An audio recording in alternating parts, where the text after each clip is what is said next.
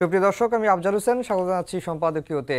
রাষ্ট্রপতি ও সংসদের উচ্চ কক্ষের নির্বাচন পদ্ধতি এবং প্রধানমন্ত্রীর মেয়াদ নিয়ে দলগুলোর মতভিন্নতায় কোনো ঐক্যমত্য হয়নি। দ্বিকক্ষ বিশিষ্ট সংসদের বিষয়ে একমত হলেও পিআর পদ্ধতিতে উচ্চ কক্ষের সদস্য নির্বাচনে দ্বিমত বিএনপির। তবে রাষ্ট্রপতি নির্বাচন কিভাবে হবে তা চূড়ান্ত না হলেও বর্তমান বিধান পরিবর্তনে রাজনৈতিক দলগুলো একমত। সমসাময়িক রাজনীতির নানা বিষয় নিয়ে আমাদের আজকের সম্পাদকীয় রাষ্ট্রপতি নির্বাচনে নতুন ভাবনা। আর এসব নিয়ে আলোচনার জন্য আমাদের স্টুডিওতে উপস্থিত আছেন নীলোফার চৌধুরী মনি, স্বনির্ভর বিষয়ক সহ সম্পাদক বিএনপি, এবং মুজিবুর রহমান মঞ্জু, চেয়ারম্যান এবি পার্টি। দর্শক, আপনারাও আলোচনায় অংশ নিতে পারেন, এজন্য আপনাদের ফোন করতে হবে টেলিভিশনে দেখানো নম্বরে। এছাড়া ফেসবুকের মাধ্যমেও আপনাদের মন্তব্য পাঠাতে পারেন। আলোচনা শুরুতেই জানিয়ে দেব এখনকার প্রধান শিরোনামগুলো। দ্রুত দেশে ফেরার প্রস্তুতি নিচ্ছেন তারেক রহমান, শিগগিরই জানা যাবে দিনক্ষণ, জানালো বিএনপি। ভারত থেকে ষড়যন্ত্র অপপ্রচারের অভিযোগ, ঐক্যবদ্ধ হয়ে দেশ গঠনের আহ্বান। এনসিপির খসড়া গঠনতন্ত্র অনুমোদন, কেন্দ্রীয় কমিটির মেয়াদ 3 বছর, দুইবারের বেশি প্রেসিডেন্ট জিএস নয়। নারীদের নিয়ে মিথ্যাচারের বিরুদ্ধে ব্যবস্থা নেয়ার ঘোষণা। সূচনা ফাউন্ডেশনের নামে 400 কোটি টাকা আত্মসাৎ পুতুলের, মিলেছে সন্দেহজনক লেনদেনের প্রমাণও। অর্থ লুটে সাবেক মন্ত্রী, এমপি, আমলাসহ 25 জনের দায় খুঁজে পেয়েছে দুদক। বাংলাদেশের কাঁধে 13 লাখ রোহিঙ্গার বোঝা, প্রত্যাবাসন নিয়ে অনিশ্চয়তা। সংকট নিরসন না হলে আঞ্চলিক নিরাপত্তায় হুমকি হতে পারে, জাতিসংঘে পররাষ্ট্র উপদেষ্টা। এবং সপ্তাহ পেরোল ইরান ইসরায়েল সংঘাত, হামলার সিদ্ধান্ত নিতে 2 সপ্তাহ সময় নিলেন ট্রাম্প। নরক নেমে আসবে পুরো অঞ্চল, হুঁশিয়ারি তেহরানের। জরুরি বৈঠকে নিরাপত্তা পরিষদ। দর্শক, শিরোনাম শুনছিলেন। আমরা আজকের আলোচনার বিষয় দিয়েছি রাষ্ট্রপতি নির্বাচনে নতুন ভাবনা। মঞ্জু ভাই, আপনাকে দিয়ে আলোচনা শুরু করব। ঐক্যমত্য কমিশনের বৈঠক চলমান রয়েছে, আবার মনে হয় রোববারে বৈঠক বসবে।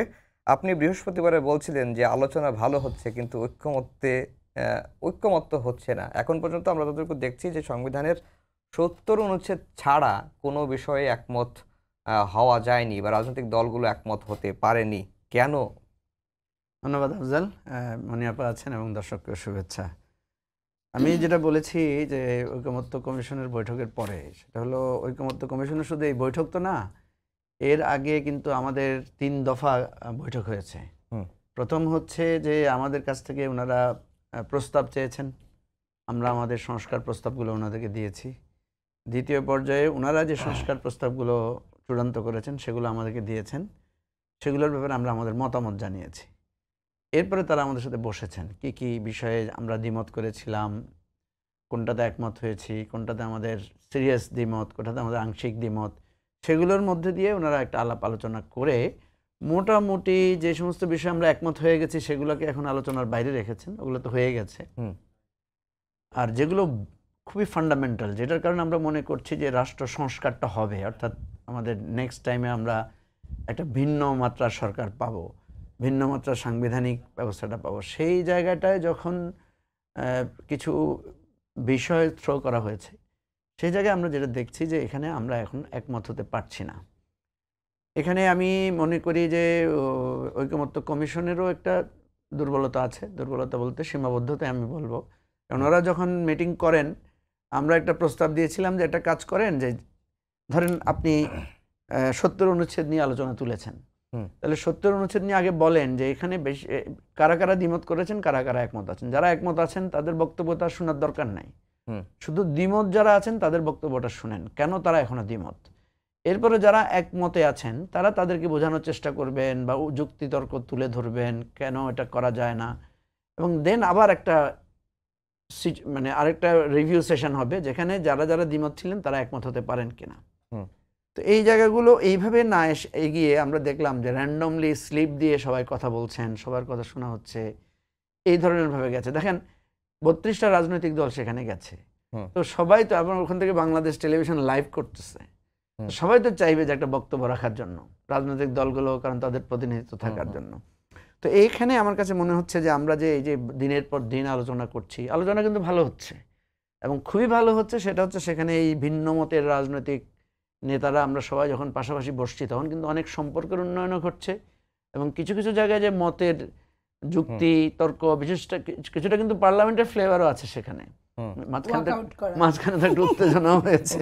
যাই হোক, এখন পর্যন্ত আমরা ৭০ অনুচ্ছেদের ব্যাপারেই কিছুটা একমত মোটামুটি হয়েছে, কিন্তু সেখানেও কিন্তু বিএনপি একটা মানে ডিসেন্ডিং মতামত দিয়েছে।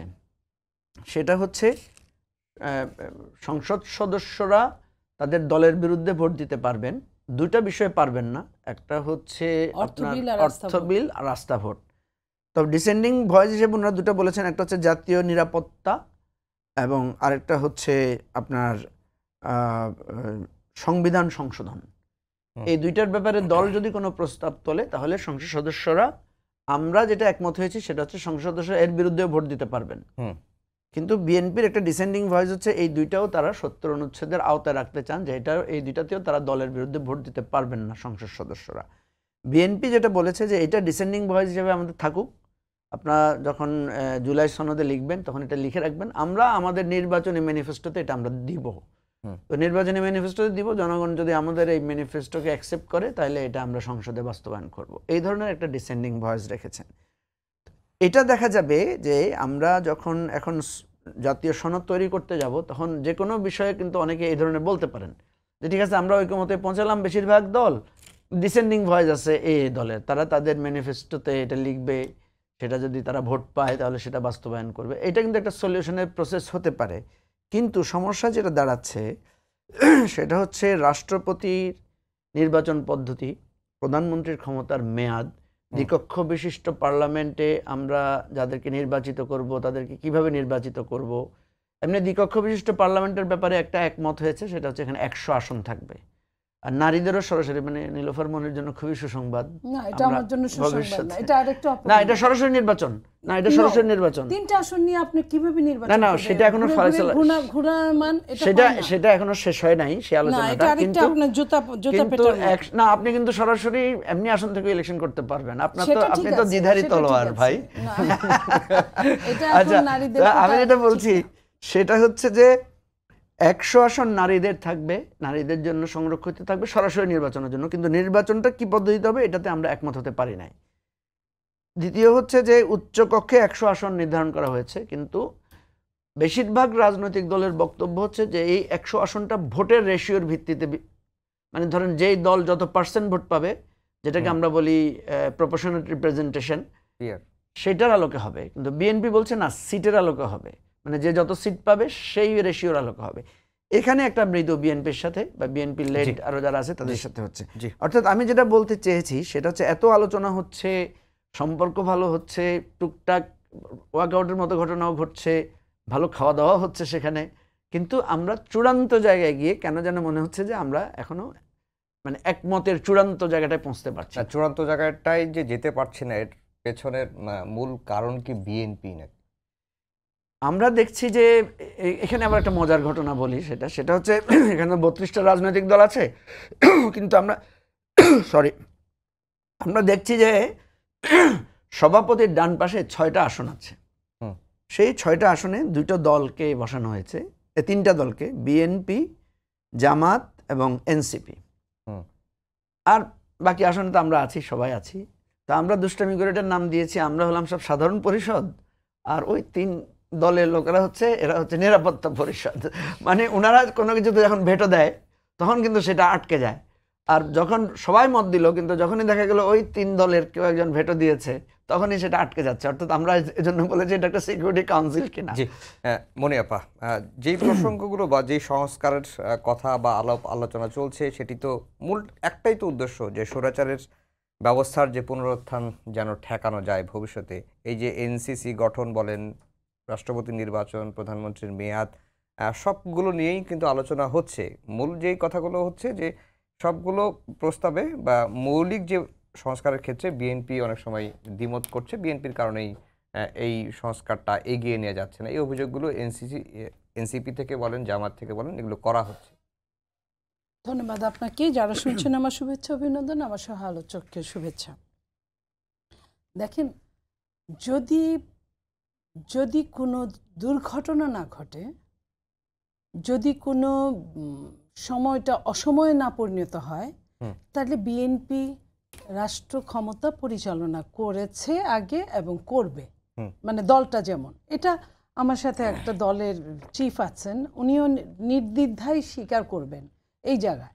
তো সেই জায়গায় যদি আলোচনা সাফার করবে বা সুবিধা ভোগ করবে, আমি দুইটাই বলছি, সেটা কিন্তু যে দলটা রাষ্ট্র পরিচালনা করবে, তাহলে সমস্যাটা কিন্তু তার ঘাড়ের উপর দিয়ে যাবে। আমি যখন দেখব যে আমি তো যেতে পারছি না, আমি গেলে আমার কোনো ওই যে ইনু বলেছিল না, ইনু সাহেব, যে আপনার 90 পয়সা আছে কিন্তু আমার 10 পয়সা আছে, 1 টাকা হতে গেলে কিন্তু 10 পয়সা আপনি লাগবে। বলছেন যে যদি বিএনপি এই টাইপের কেউ যদি বলে, আমি আপনি লাস্ট বলছেন যে শেষ করছি। কোনো ধরনের যদি দুর্ঘটনা না ঘটে বিএনপি জনগণের ভোটে ক্ষমতায় যাবে।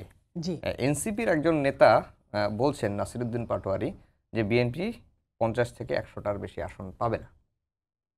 দেখেন, আমি এই গল্পটা আরো 2-1 জায়গায় করেছি।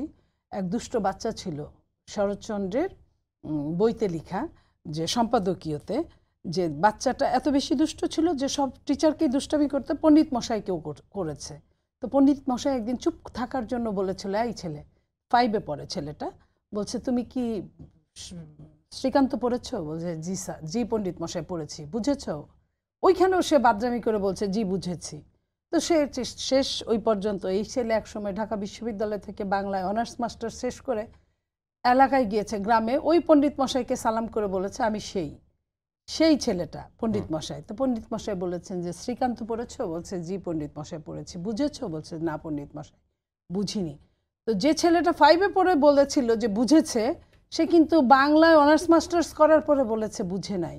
তো আমি এইসব মানে নেতাই তো এখন রাজনীতি দল করেছে, তাদের উদ্দেশ্যে আমি এটাই বলবো, তার বোধোদয় হবে আজ থেকে 20 বছর পরে, 25 বছর পরে, হয়তো তখন আমরা থাকবো না, কিন্তু সেই বোধোদয়ে বাংলাদেশের যতটা ক্ষতি হওয়ার ততটা হয়ে যাবে। তো আমার কথা হলো যে তাদের যদি জনগণ ভোট দেয়, তারা আসবে। আমরা তো না করছি না। সকালে সূর্য দেখলে বোঝা যায় দিন কেমন যাবে।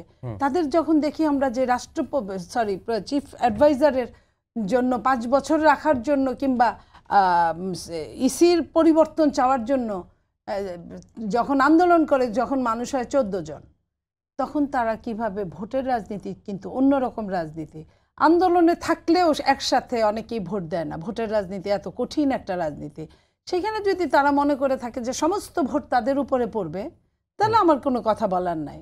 কিন্তু সেটার জন্য তো দরকার হচ্ছে নির্বাচনের ডেট দেওয়া, নির্বাচনের ঘোষণা দেওয়া, তফসিল ঘোষণা করা, নির্বাচনে উপস্থিত থাকা। সেটা তাহলে তাদের এত সমস্যা কোথায়?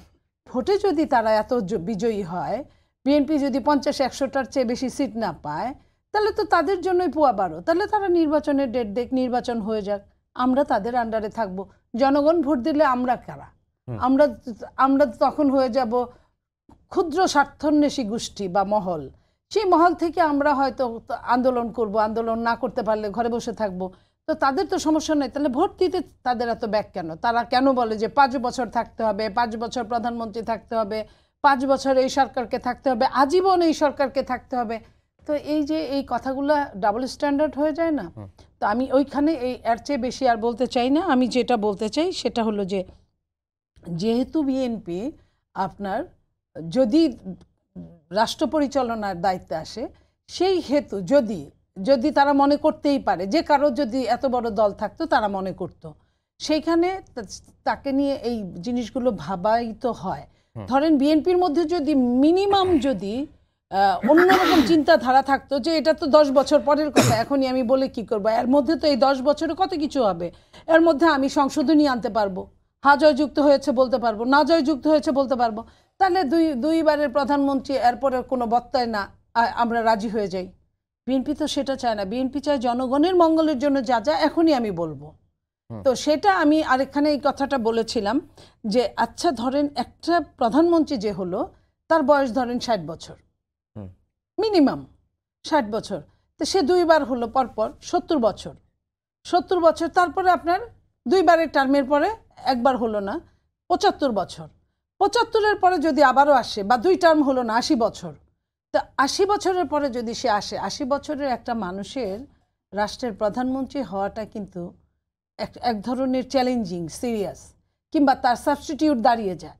তো সেই জায়গায় তো এমনিই হতে পারে না। তো এগুলা ওই যে গ্রামে একটা কথা বলে, ধান নাই খ্যার পাড়ানো, মানে ধান হয় নাই চিটা, খড় পাড়াইলে যে চিটা হয়, এই চিটার পিছনে দৌড়ায় আসলে জীবনটাই সার, কোনো কিছু পাওয়া যায় না। তো এরকম যে এইটা নিয়ে আন্দোলন করার কিন্তু আমি কোনো কিছু দেখি না।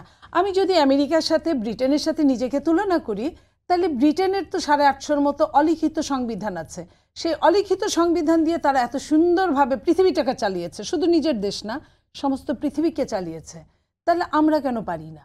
আমেরিকা তো কত সুন্দর গণতন্ত্র হচ্ছে, গণতন্ত্র ওইখানে, আমরা কেন পারি না? তা আমরা যেহেতু অনেক কিছু পারি না, আমরা তাদের একদম টু দ্য পয়েন্ট ফলো করার মধ্যে কিছু নাই। এটা একটা এনভায়রনমেন্টাল ব্যাপারও থাকে। ওই দেশের এনভায়রনমেন্ট যা চায় তারা ওইটা করে, আমার দেশের এনভায়রনমেন্ট যা চায় আমি তো সেটা করি। আমার দেশে তো যে কেউ একটা ছোট পোলা পান, সেও কিন্তু এখন চোর, চোর না ডাকাত, যেখানে যাচ্ছে সেখান থেকেই পয়সা ইনকাম করছে। তাহলে যে মানুষটা, সাইকোলজি বলে যে একটা মানুষ জন্মগ্রহণ করে সাদা পাতার মতো, তারপরে তার ওই পাতার উপর যে ছাপ পড়ে, লাল পড়লে লাল হয়, কালো পড়লে কালো হয়, সাদা পড়লে সাদা হয়। তো আজকের যে ছেলেরা যারা এই দেশ চালাবে করে এত কথা বলছে, তারাও তো সাদা পাতার মতো, ছাত্র থাকতে থাকতে তাদের কোনো সংসার নাই, কিছু নাই, বাবার হোটেল থেকে আনতো, খাইতো, পড়তো, এই পড়ালেখা বাদ দিয়ে হঠাৎ করে কি এমন হয়ে গেল যে দুই হাতে না, হাতে পায়ে সব কিছু মিলে টাকা ইনকাম করা শুরু করলো। তো যে দেশে এই অবস্থায় এই এক বছরে 33% বর্ধিত সুইস ব্যাংকে টাকা জমা হয়, এত অভাবের মধ্যে, এত কষ্টের মধ্যে, এত একটা ফ্যাসিস্টের আপনার অত্যন্ত দুঃখ ভারাক্রান্তভাবে বিদায় নেওয়ায় যে তাকে পালিয়ে যেতে বাধ্য হতে হয়, তারপরেও কিন্তু টাকা থেমে থাকে নাই। তো সেই দেশে আপনার এই যে প্রায় সবই মানলো একটুর জন্য, কেন আপনার ওই যে বললেন আপনি আলোচনা ভালো হয়েছে কিন্তু ঐক্যমত্য হচ্ছে না, কেন হবে না এই এক লাইন আর আধা লাইনকে নিয়ে? জি মঞ্জু ভাই, অন্য একটা বিষয়ে আসতে চাই যে এই লন্ডনে ডক্টর মোহাম্মদ ইউনূস এবং তারেক রহমানের যে বৈঠক হয়েছে 13ই জুন, এই বৈঠকটি হয়েছে এবং এই বৈঠকের পরে আপনারাও একটি বক্তব্য দিয়েছেন, বিভিন্ন দলও বক্তব্য দিয়েছে, কিন্তু একটি দল জামায়াত অতিরিক্ত প্রতিক্রিয়া দেখিয়েছে বলে গণমাধ্যমে রিপোর্ট এসেছে। আপনার কাছে কি মনে হয় তারা অতিরিক্ত প্রতিক্রিয়া কেন দেখালো এবং ঐক্যমত্য কমিশনের একটি বৈঠকে তারা উপস্থিতও হলো না? না, ওটা কিন্তু আবার তারা ব্যাখ্যাও দিয়েছে এবং পরে তো তারা তাদের অভিমান যেটা ছিল সেটা প্রত্যাহার করে নিয়েছে। তারা যেটা বলেছে যে বিএনপির সাথে একটা বৈঠক করেছে, ঠিক আছে, কিন্তু সেটা দ্বারা তারা আবার একটা জয়েন্ট স্টেটমেন্ট কেন করলো, জয়েন্ট স্টেটমেন্টকে তারা পক্ষপাত দুষ্টতা হিসেবে মনে করছে। সেদিন আপনার আমাদের ঐকমত্য কমিশনে যখন জামাত প্রথম দিন তো তারা বর্জন করেছে, পরের দিন তখন যারা আসলো তখন কিন্তু জামাতের নেতা আব্দুল আহমদ তাহের উনি কিন্তু ব্যাখ্যা দিয়েছেন যে প্রধান উপদেষ্টা ওনাদের কাছে ফোন করেছেন, ওনাদেরকে বলেছেন যে না আমি নিরপেক্ষতা হারাই নাই এবং কি প্রসঙ্গে ওনাদেরকে ব্যাখ্যা দিয়েছেন, ফলে ওনারা সন্তুষ্ট হয়েছেন বলে ওনারা আবার সেই পরবর্তী দিনের অধিবেশনে জয়েন করেছেন। তো আমরা ওনাদেরকে প্রশ্ন করেছিলাম সেখানে যে আপনারা কি এখন নিশ্চিত যে প্রধান উপদেষ্টা এখন নিরপেক্ষ আছেন? তো একটা দলের কিন্তু অধিকার আছে যে কোনো বিষয়ে প্রতিবাদ করার, যে কোনো বিষয়ে তার মতামত দেওয়ার অধিকার আছে, কিন্তু আমাদের কাছে যখন সাংবাদিকেরা জিজ্ঞেস করেছে আমরা বলেছি যে হ্যাঁ, একটা রাজনৈতিক দলের সাথে সরকারের বৈঠকের একটা যৌথ স্বাক্ষর, যৌথ ঘোষণা দেওয়া, এটা একটা ব্যতিক্রম, এটা আমরা অতীতে দেখিনি। এখন তো একটা স্পেশাল সিচুয়েশন চলছে, কারণ অনেক ব্যতিক্রম জিনিসই তো এখন ঘটছে। আপনি দেখেন প্রধান উপদেষ্টার কাছে আমরা এই পর্যন্ত কয়বার মিটিং করেছি, এই যে জাতীয় ঐক্যমত্য কমিশন হয়েছে, এটাও তো একটা ব্যতিক্রম। এবং আপনি দেখবেন 5ই আগস্টের পরে কিন্তু সব রাজনৈতিক দলগুলো কিন্তু ক্যান্টনমেন্টে গিয়ে মিটিং করেছে, এটা তো একটা ব্যতিক্রম। তো এই নানা ব্যতিক্রমের মধ্য দিয়ে তো আমরা যাচ্ছি। এখন ধরেন প্রধান উপদেষ্টার সাথে তারেক রহমানের যে মিটিংটা সঠিক, মিটিংটার ব্যাপারে কার আপত্তি নাই, শুধু ঘোষণা দেওয়াটাকে আমরা কেউ বলছে এটা বেঠিক। কেন বলছেন? যে এটাতে নাকি বিএনপিকে খুব বেশি আদার্স স্ট্যাটাস দেওয়া হয়েছে, বিএনপিকে অনেক সম্মান মর্যাদা দেওয়া হয়েছে। হ্যাঁ, হয়তো ধরলাম দেওয়া হয়েছে, কিন্তু সেটার কারণে কি হয়েছে? আমাদের দেশে যে একটা উত্তেজনা ছিল, আমাদের দেশে যে একটা সংশয় ছিল যে বিএনপির সাথে সরকারের একেবারে বিএনপির লোকেরা তো সরকারকে একদম খুবই তুলোধনে করে ছাড়ছিলেন, আবার একটা অবিশ্বাস, সন্দেহ, সংশয়ের মধ্যে ছিল। তো সেইটার তো কিছুটা কমে এসেছে। মনিয়াপাড়া তো এখন যথেষ্ট একটু হাসি খুশি আছেন, সংযত আছেন।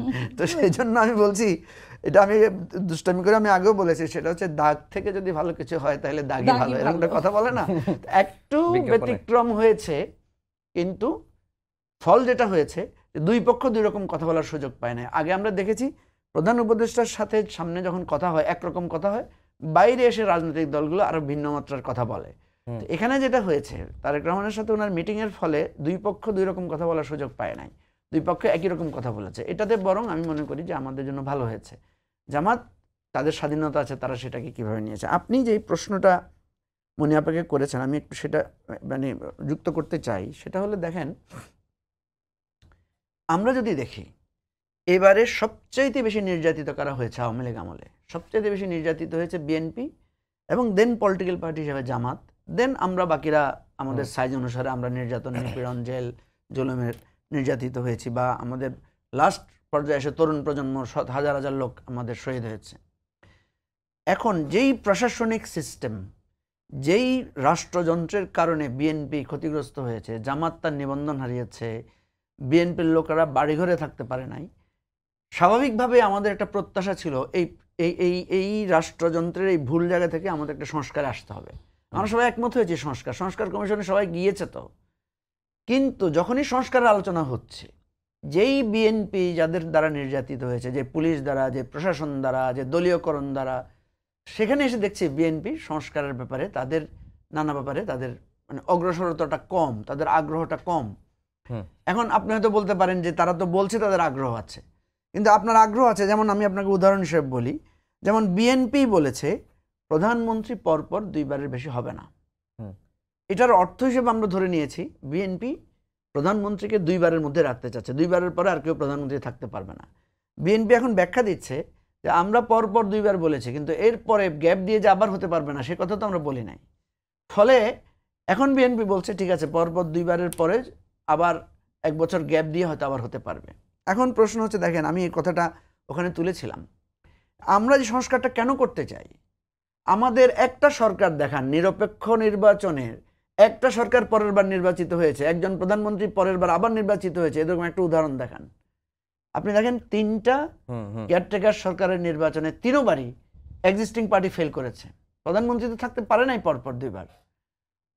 এখন এরপর আরেকটা দারুণ উদাহরণ দেখেন, আমাদের দেশের শেখ মুজিবুর রহমান ক্ষমতার ওনার মেয়াদ শেষ হওয়ার আগে মারা গেছেন। জিয়াউর রহমান উনি ওনার মেয়াদ পূর্ণ করতে পারেন নাই, অপঘাতে বা ষড়যন্ত্রের কাছে উনি মৃত্যুবরণ করেছেন। এরশাদকে জেলে যেতে হয়েছে, শেখ হাসিনাকে পালায় যেতে হয়েছে, বেগম খালেদা জিয়াকে জেল খাটতে হয়েছে। আমরা তো চাচ্ছি এটার অবসান।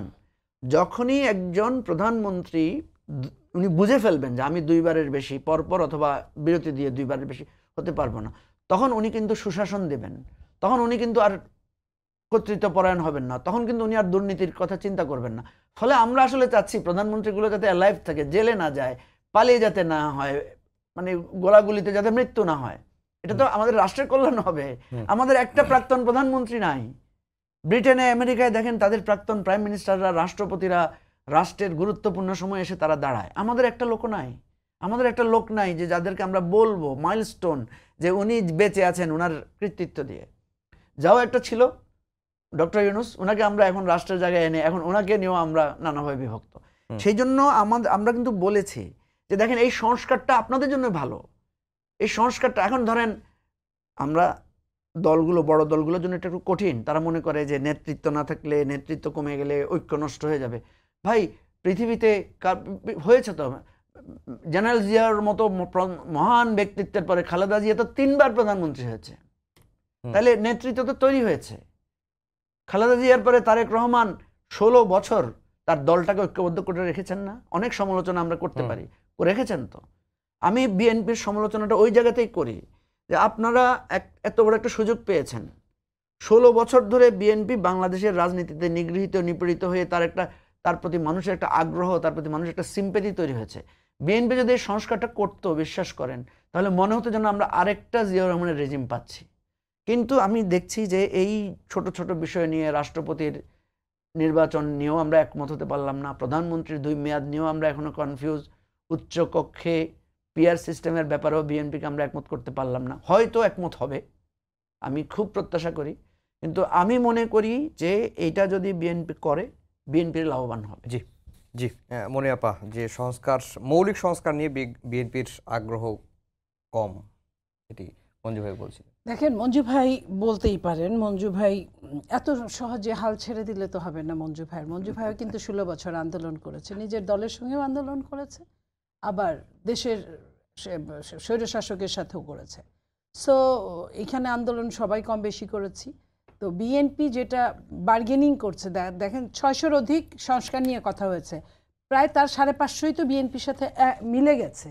যে কয়েকটা আছে, এই যে এই 166-র মধ্যে প্রায় ধরেন 15-20টা বোধহয় ছোটোখাটো নিয়ে আংশিক যেটা মিলে না, তো ম্যাক্সিমাম তো মিলেই গেছে। আর বিএনপির যে 31 দফা, এটা তো প্রায় 2-3 বছর আগে এটা বিএনপি ফোকাস করেছে। তো বিএনপির যদি সংস্কার করার মানসিকতা না থাকতো, তখন তো আওয়ামী লীগ ক্ষমতায় ছিল। সেই সময় রক্তচক্ষু উপেক্ষা করে বিএনপি সাংবাদিক সম্মেলনের মাধ্যমে কিন্তু অনেক দিন এটা নিয়ে কাজ করে তারপরে কিন্তু এটা ফোকাস করেছে। তো সেইখানে কিন্তু উচ্চকক্ষ নিম্নকক্ষ আছে, রাষ্ট্রপতি নির্বাচন আছে, প্রধানমন্ত্রী পরপর দুইবার এটা আছে। ওই এক্সট্রা লাইনটুকের দরকার পড়ে নাই, এটা নিয়ে চিন্তা হয় নাই যে অন্যান্য দলগুলো যে এটা ধরবে। তো যখন ধরেই ফেলেছে তখন বিএনপিও এটা নিয়ে চিন্তা করবে। আর আমিও তাদেরকে বলবো যে এইটুকু, আমি কিন্তু আপনার একটা মানুষের বয়সটাও বুঝিয়ে দিয়েছি, তো সেটার প্রত্যেকেরই কিন্তু একটা সাবস্টিটিউট জন্ম হয়ে যায়। যে এখন আমাদের দেশনেত্রী বেগম খালেদা জিয়া বেঁচে আছেন, কিন্তু উনি শারীরিকভাবে অসুস্থ, ওনার বয়সও কিন্তু 80 উপরে, কিন্তু খুব বেশি উপরে না। তো উনি অসুস্থ বিধায় ওনার হাল ধরতে হয়েছে আমাদের নেতা জনাব তারেক রহমানকে। ঠিক আমি এই কথাটাই বোঝাতে চেয়েছি যে একটা মানুষ 80 পর্যন্ত বা সর্বোচ্চ 85 পর্যন্ত তার মেইন টুক দিতে পারে, তো সেখানে তো এমনিতেই তো আপনার অ্যাবসেন্ট হয়ে যাচ্ছে। সেই জায়গায় তো এত কিছু বলার, আমি মনে হয় যে ওই যে বললাম না যে ধান নাই খ্যার পাড়ানো, তো এই নিয়ে আমার মনে হয় যুদ্ধ করার কোনো কারণ নেই। আর হলো রাষ্ট্রপতি নিয়ে যেটা যে একদম তৃণমূলের চেয়ারম্যান পর্যন্ত প্রায় 70,000 ভোটার হয়, এই 70,000 ভোটারের আমার মনে হয় সরকারের, বাংলাদেশ একটা গরিব দেশ, এত টাকা খরচ করে এত টাকা নষ্ট করে, অনেকে আমরাও আপত্তি করেছি যে 70,000 না, এটাকে মানে জেলা পরিষদ সিটি কর্পোরেশনের জায়গায় নিয়ে এটা একদিন আসলো, এসে হয়তো বা ওরকম করলো, মনে হয় বিএনপিও একটু ছাড় দিবে, তাদেরও ছাড় দেওয়া দরকার। আমি মনে করি 70,000 দিলে এখানে অনেক খরচ সাপেক্ষ, এবং এইখানে অনেকটা রাষ্ট্রপতি বাংলাদেশের প্রেক্ষাপটে সংসদীয় শাসন ব্যবস্থায়, আমি রাষ্ট্রবিজ্ঞানের ছাত্রী হিসেবে বলছি, রাষ্ট্রপতির কার্যক্রম খুব একটা নাই।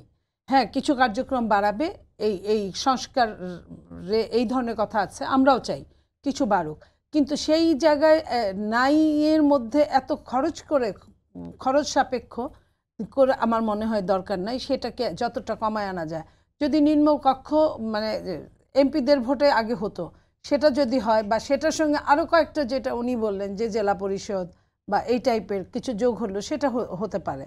কিন্তু এত দেওয়ার মানে হয় যে এটা আলোচনা চলছে, আমার মনে হয় যে খুব তাড়াতাড়ি এগুলো একটা সলিউশনে চলে আসবে। এগুলা নিয়ে আমার মনে হয় ৭০ অনুচ্ছেদ তো বলাই আছে, এর চেয়ে বোধ হয় ছাড় দেওয়া যায় না যতটুকু দেওয়া গেছে, কারণ তাহলে আর দল থাকলো না। যেটুকু হয়েছে ওইটুক দিয়ে আগে আমরা টেস্ট করি না, আমরা কয়েক বছর কাজ করি, তারপরে যদি আমরা মনের দিক থেকে অনেক শিক্ষিত হতে পারি, আরও আমরা আমাদের মাইন্ডসেট হলে চুরিচামারি করা। আমাদের আপনি ধরে দিছেন একদম বড় বড় দেশে ডক্টরেট করা, তারা কি করে ওইসব নিয়ে আমাদের চলবে নাকি? আমগোর দেশে আমরা 3 বেলা ভাত খাওয়া লোক, আমগোর স্ন্যাক্স দিলে কি আমাদের পেট ভরবে? তো এই অবস্থাটা এখন এইটা, আগে আমরা যেটা দরকার, যে সংস্কারটা দরকার, সেই সংস্কার নিয়ে কেউ কথা বলছে না। যে সংস্কারটা দরকার, প্রশাসনের সংস্কার দরকার, যেইখান থেকে ভোটটাকে বিভিন্নভাবে ইঞ্জিনিয়ারিং হয়। পুলিশের সংস্কার দরকার, যেখানে ভোটটা বিভিন্নভাবে আপনার এদিক ওদিক নিয়ে যাওয়ার সম্ভাবনা, যাদের রক্তচক্ষুকে সাধারণ জনগণ ভীষণ ভয় পায়, এবং সেনাবাহিনী তারাও কিন্তু পাহারা দেয়, এবং অনেকেই চেয়ে কিন্তু অনেক রকম ধাক্কা খেয়েছে। সেনাবাহিনী আকাশের দিকে তাকিয়ে থাকে, তারা কোনো দিকেই তাকায় না, তার মানে যে সরকার আছে লাভ তারই হয়েছে। তো এইটা তো সেনাবাহিনীর কাছেও আমাদের এটা চাওয়ার না। আমরা কি চাই, যেটা আমরা যখন নিজে অসহায় হয়ে যাই, তখন মনে হয় যে সুন্দর একটা বিচার করতে পারবে, আমরা তাকে চাই। তো এই জায়গাটা তো এখানে অ্যাবসেন্ট। তাহলে প্রশাসনিক যে সংস্কার, সেখানে কিন্তু এটা হচ্ছে না। সেটা কেন মঞ্জু ভাইরা জি, সেই কথাটা মঞ্জু তুলে ভাই না, এটা একটু আমরা জানতে চাই। একটু ইশরাকের ইস্যুতে আসতে চাই যে ঢাকা দক্ষিণ সিটি কর্পোরেশন প্রায় 1 মাস ধরে তালা, 36 দিন ধরে আন্দোলন চলছে। আর ইশরাককে নিয়ে বিএনপি এখনো পর্যন্ত তাদের অবস্থানও পরিষ্কার করেনি। সরকারের তরফ থেকে বলা হয়েছে বিএনপিকে যে ইশরাক না থামলে সিটি কর্পোরেশনের নির্বাচন হবে, এই মেসেজটি দেওয়া হয়েছে। এই ইস্যুটা মানে সমাধানটা কি আসলে? দেখেন, সমাধানটা হতে পারতো যে ধরেন ইশরাককে যদি সরকার ঢাকা দক্ষিণের প্রশাসক বানিয়ে দিত, হুম বা এইভাবে যে সমস্ত জায়গায় ধরেন কেউ নির্বাচিত হয়েছে বা বিভিন্নভাবে অবস্থান নিয়েছে তাদেরকে যদি প্রশাসক হিসেবে নিয়োগ দিত, হুম তাহলে কিন্তু আমাদের এই যে রুট লেভেলের লোকেরা কিছুটা হলো সার্ভিস পেত। এখন যে নির্বাচনটা আপনি বাতিল করে দিয়েছেন, এই সরকার আসার পরে তারা প্রত্যেকটা উপজেলা পরিষদ পর্যন্ত বাতিল করেছে, ইউনিয়ন পরিষদ ছাড়া সিটি কর্পোরেশনগুলো বাতিল করে দিয়েছে। সেই জায়গায় যখন আবার পুরানো ইলেকশনের লোকদেরকে আইনি নানা ফাঁকফোঁক করে তারা আবার নির্বাচিত হিসেবে তাদেরকে ঘোষণা দেয়, তখন এখানে জটিলতাটা কেমন দেখেন। আপনি যখন ডাক্তার শাহাদাতকে মেয়র হিসেবে নিলেন, হুম তখন তো ইশরাকের ইস্যুটা আপনি আটকাতে পারেন না, হুম ঠিক আছে? এবং ডাক্তার শাহাদাতকে যখন আপনি চিটাং সিটি কর্পোরেশনের মেয়র হিসেবে শপথ দিলেন, সেটাই তো আপনি ভুল করেছেন, সেই জায়গাটাই তো আপনার অন্যায় হয়েছে।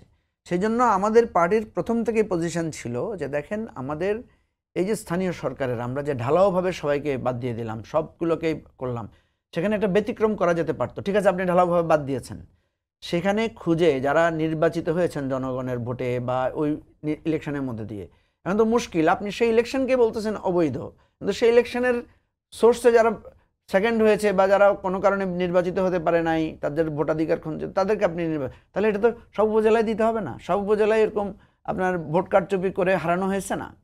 কিন্তু কিন্তু আদালতের রায়ের মাধ্যমে আসলে আপনি হ্যাঁ, কিভাবে এখানে ঠিক তো করবেন? বিষয়টা হচ্ছে আদালতের রায়টা সেই জায়গায়, এখানে তো প্রশ্ন উঠছে সেখানে, এটা আদালতের রায়ের জায়গা। যে প্রশ্নটা আসলো, যে বলা হচ্ছে যে আদালতের রায়কে ম্যানিপুলেট করা হয়েছে, বলা হচ্ছে যে সুপ্রিম কোর্টে জাজকে থ্রেট করা হয়েছে, এ ধরনের কথা তো আসছে।